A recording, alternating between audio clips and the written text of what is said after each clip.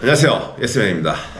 그 인테리어 업계에 대해 굉장히 불편한 진실들이 많습니다. 특히 인테리어 업체를 믿지 못하는 고객님들. 다 근데 뭐 인테리어 업계가 좋은 분도 많지만 나쁜 사람도 정말 많습니다. 저도 한번 사기를 당하면서 알는데, 그래서 우리 고객님들이 인테리어를 알아볼 때 그래도 조금이나마 도움이 됐으면 해서 이렇게 영상을 준비했습니다. 인테리어 업계 사기 유형 베스트 3, 탑 3 유형을 한번 소개해 드리도록 하겠습니다. 첫 번째, 과도한 계약금. 안녕하세요 고객님, 제가 견적은 드렸고 마음에 드시는지요? 제가 견적이 굉장히 싸게 들어갔을 겁니다. 좀 싸지 않던가요 다른 업체들보다? 저희 업체가 그렇습니다. 싼데 잘하고, 잘하는데 싸고 최상 아닙니까? 그러면 그렇죠? 그래서 계약을 하려고 이제 계약서를 준비했습니다. 자, 계약서를 보시면은 계약할 당시 계약금 50%, 그 다음에 공사 철거 후 30%, 그 다음에 목공사 후 10%, 공사 끝나고 10%, 이렇게 대금 지불 방식이 되어 있습니다. 이의 없으신가요 혹시? 만약에 1억짜리 공사를 쳤을 때 계약금이 50%면 5천만 원입니다. 5천만 원. 5천만 원으로 계약금을 준다는 자체가 사실 일반인이든 인테리어 업자든 말이 안 되는 상황이거든요. 이런 경우는 사실 좀 생각을 해봐야 된다. 과다한 그 금액 비중이 앞으로 몰려있는 경우엔 의심할 필요가 있고, 이런 경우에 사기인 유형들이 많다. 그러니까 보통 통상적으로 계약금은 10% 미만입니다. 공사 금액에. 저희 업체는 10%를 잡고 있고 보통은 10% 미만이 통상적인 계약금이라고 보시면 됩니다. 10% 이상으로 갔을 때는 그 계약금이 그렇게 된 이유가 뭔지 한번 여쭤보는 것도, 왜냐면은 비용이 많이 들어가는 공정들이 앞에 몰려있는 경우엔 또 그럴 수는 있거든요. 창호공사라든지 뭐 이런 것들이 앞 공정에 몰려있으면은 대금을 지불해야 창호는 오는 경우들이 많기 때문에 초기에 많은 금액을 지불을 해줘야 되는 경우가 있어요. 그런 경우라면은 초기에 비중은 앞으로 있을 수는 있어요. 그럼에도 불구하고 50%는 굉장히 많다. 그런 경우가 첫 번째. 유형 두 번째, 과도한 추가금 요구. 저렴한 견적으로 계약을 수주받은 후에 공사를 진행할 때마다 추가금을 요구하는 경우예요.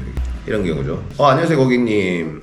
네, 다름이 아니고 철거를 하는데 den조 부분이 좀 이상해가지고 den조를 철거하고 다시 해야 될 것 같습니다.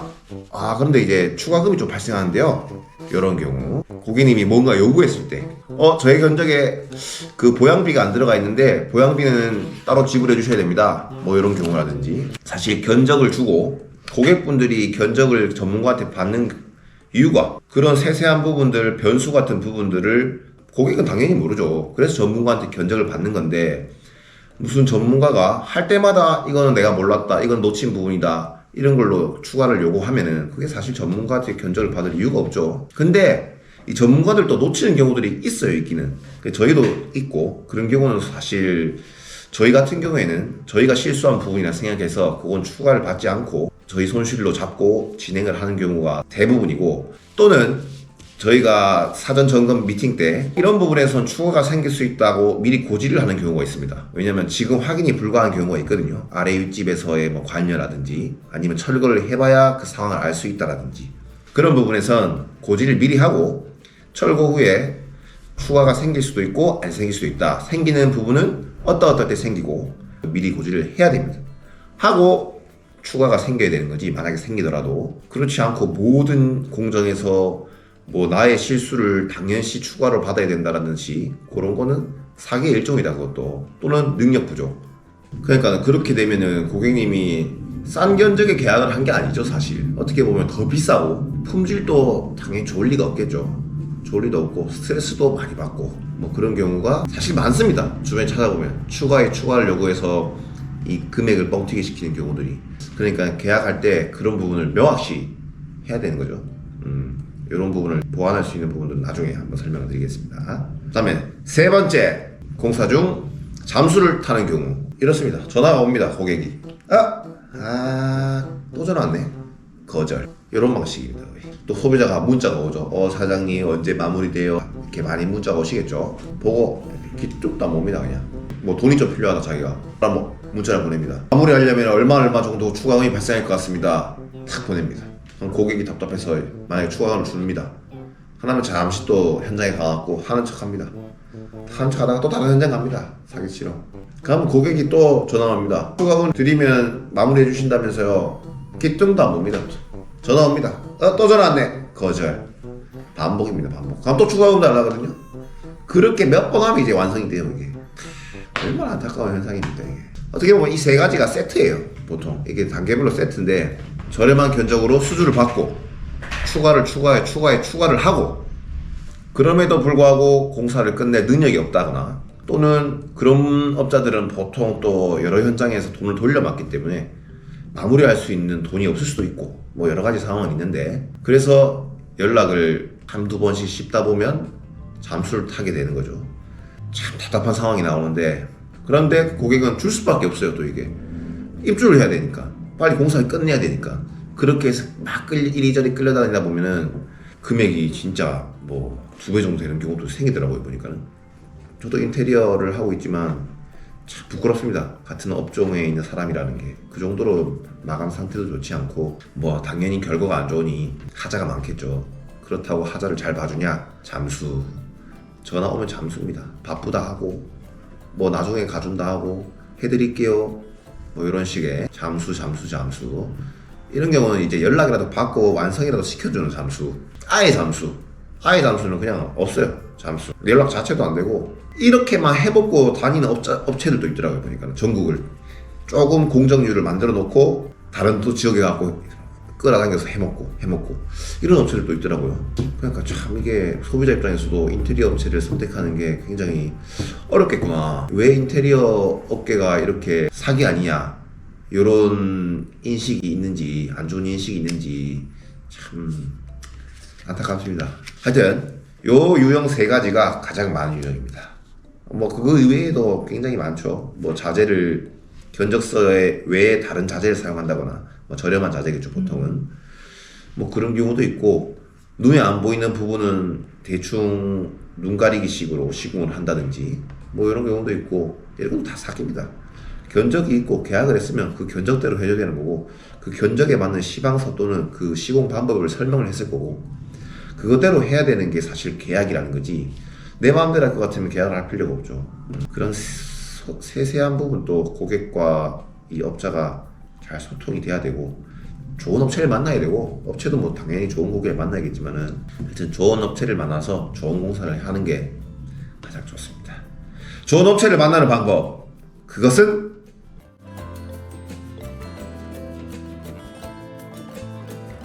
예방할 수 있는 방법이 있어야겠죠. 일단은 이 인테리어 업체가 정상적인 영업을 하는 업체인지 정상적인 영업이라고 하면은 꾸준하게 공사를 하고 사무실이 있고 사업자를 냈으며 그 대표가 직접 현장이나 상담이나 실존하는 인물인지 사실 그 약간 페이퍼 컴퍼니 같은 느낌도 좀 있으니까 포트폴리오라든지 뭐 이런 것들 최근 공사 내용. 자, 두 번째 공사 대금의 지불 방식 정상적인지 앞쪽에 대금 지불이 많진 않은지 중도금은 몇 회인지 잔금은 또 공사 끝나고 받는 게 맞는 건지 뭐 이런 대금 지불에 대한 방식을 잘 보셔야 되고 세 번째 계약서를 작성을 해야 되는데 옛날식의 뭐 대충 구두로 잘해드릴게요 금액도 말 안 합니다. 그냥 대충의 범위만 말씀해 주시고 그냥 공사를 합니다. 그렇게 해가지고 다 하고 나왔고 얼마입니다 이런 식의 공사가 이루어지는 경우도 많아요. 옛날에는 계약이라는 것은 상세하면 상세할수록 좋고 그 다음에 계약서 양식을 잘 읽어봐야 되는데 그 표준 양식이라는 게 있습니다. 건축공사 표준 양식이라는 게 그쪽에서 이제 확인된 양식을 사용하면 좋은데 그건 업체마다 다르니까 그 하자 보증 기간 보통 1년이죠.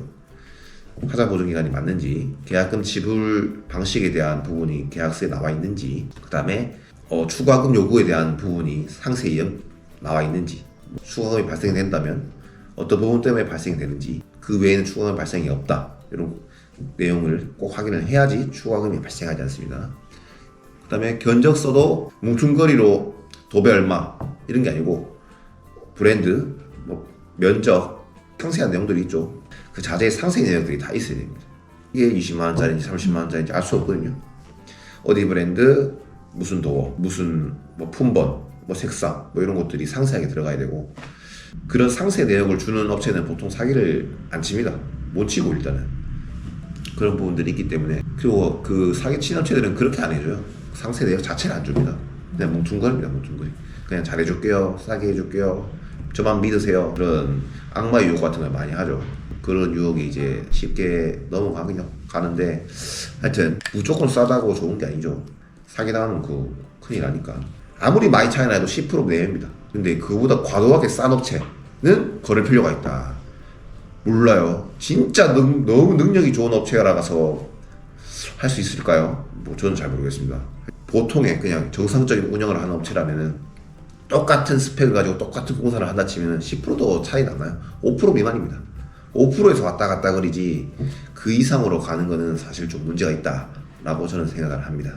여기까지 예스맨이었습니다.